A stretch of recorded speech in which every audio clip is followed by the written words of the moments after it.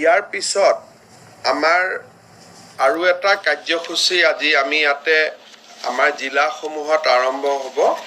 খালি মই আপোনালোকক অকণমান জনাব খুজিছোঁ। আপোনালোকে জানে যে অৰুণোদয় অসম চৰকাৰৰ আটাইতকৈ ডাঙৰ ডিবিটি স্কিম, য'ত আমি মানুহক আৰ্থিক ইনকামত আমি সহযোগ কৰোঁ বা আমি সহায় কৰোঁ। প্ৰথমতে আমি এই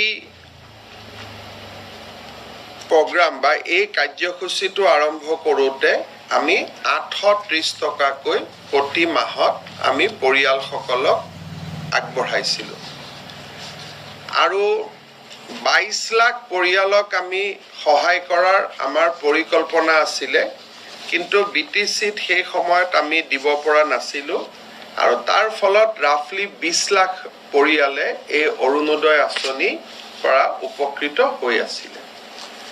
যোৱা বছৰ 830 টকা আমি 1000 টকালৈকে বৃদ্ধি কৰিছিলোঁ আৰু BTAD এৰিয়াটো আমি বেনিফিচিয়াৰীক অন্তৰ্ভুক্তিকৰণৰ কাম আমি হাতত লৈছিলোঁ। এই বছৰ আমাৰ ঠিক আমি পূজা বুলি ধৰিছিলোঁ, কিন্তু পূজা এইবাৰ 1 আৰু 2 অক্টোবৰতে আৰম্ভ হ'ব।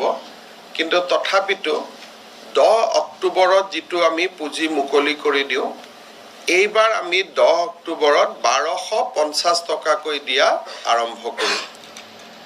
1250 টকাৰ দিয়াৰ অৰ্থ এইটোৱে যে 250 টকা আমি এটা স্পেচিয়েলি তেওঁলোকলৈকে পঠাম, যাতে তেওঁলোকৰ ইলেক্ট্ৰিচিটি ডিউজটো তেওঁলোকে সেই টকাৰে পে'মেণ্ট কৰিব পাৰে। অৰ্থাৎ অৰুণোদয় হিতাধিকাৰীসকলৰ যাতে বিদ্যুতৰ মাচুলটো চৰকাৰে থ্ৰু ডিবিটি বহন কৰিব পাৰে। আমি ডাইৰেক্টলিও দি দিব পাৰিলোহেঁতেন ইলেক্ট্ৰিচিটি বৰ্ডক, কিন্তু আমি সেইটো নকৰি তেওঁলোকৰ একাউণ্টলৈকে পঠাব খুজিছোঁ, so' that they become a responsible consumer. আৰু এই বছৰে আমি আৰু 6 লাখ নতুন পৰিয়ালক আমি অৰুণোদয় আওতালৈ আনিবলৈ সিদ্ধান্ত গ্ৰহণ কৰিছোঁ। তাৰমানে total Orunodoi beneficiary will be now almost 26 lakhs।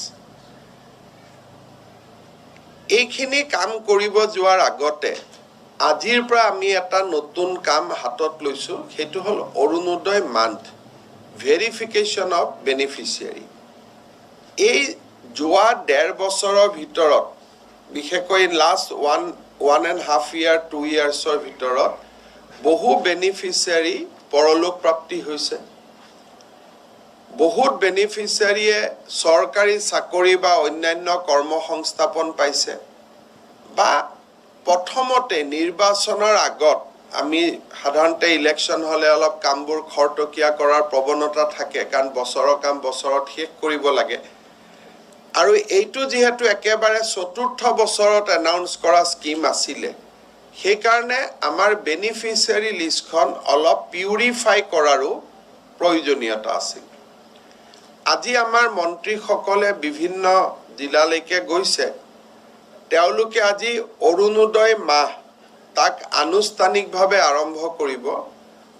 উদ্দেশ্যটো হ'ল যে আজিৰ পৰা NCC, NSS আদি বিভিন্ন ছাত্ৰ যিসকল বিভিন্ন ধৰণৰ গভৰ্ণমেণ্টৰ সামাজিক কাম কৰা অনুষ্ঠানৰ সৈতে জড়িত হৈ থাকে। NCC আছে, নেহেৰু যুৱ কেন্দ্ৰ আছে, NSS আছে, ভাৰত স্কাউটছ এণ্ড গাইডছ আছে।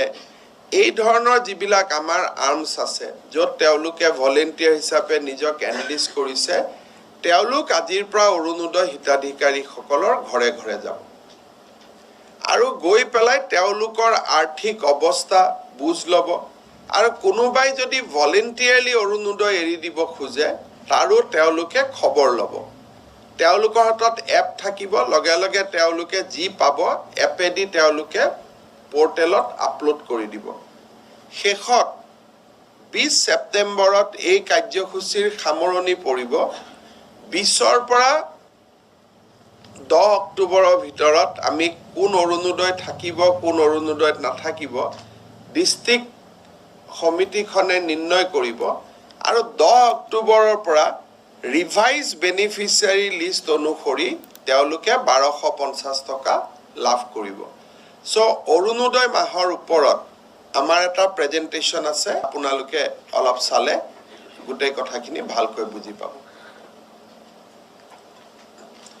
জয়ন নাৰিকাৰ আমাৰ commissioner finance department Honorable Chief Minister, other dignitary and senior officers here on the dais and our friends and media.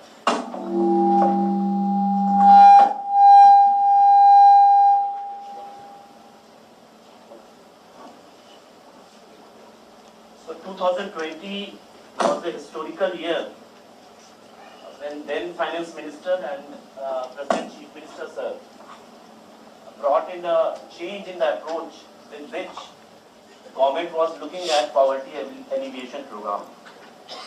Till then, we were more believing in approach where we will be providing kind and cash in indirect mode to the people.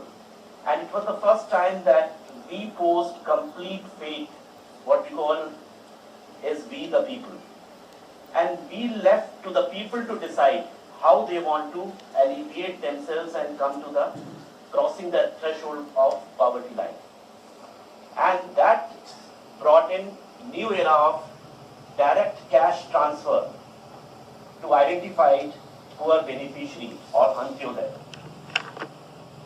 Now presently, as Honorable Chief Minister has said, this is the status of Arunodoi today, 1,000 rupees entitlement of every beneficiary, 20 lakh Antyodaya women, and this will be increased to 1250 and number of beneficiaries will be more than 26 lakh by end of this financial year. Amar jitu Arunodoi month ami aji pura jitu start korisu tar mool uddesh ekhini ase. There is also shift from purely government audit of the scheme to social audit of the scheme, and this again shows trust in the people themselves, and that's why non-officials are going for survey, door-to-door survey. No official is going to any household. So that is a shift. Then we will be verifying the existing Hitadhikari and